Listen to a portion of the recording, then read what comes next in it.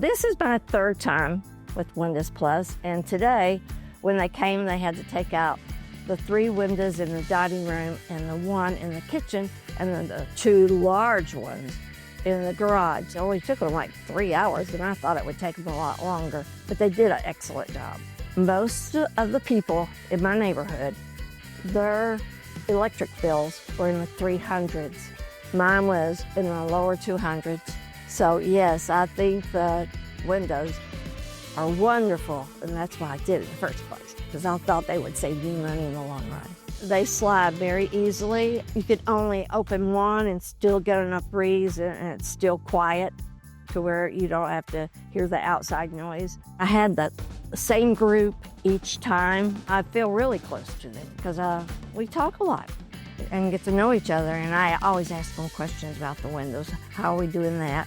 They're just good guys, because whenever I call them, they are on the line immediately. If I have any concerns about dates, they work around my schedule.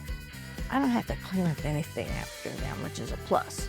They do take the paper off the windows and they wash the windows down, so that's a plus for me. I would highly recommend Windows Plus to any of my neighbors or friends.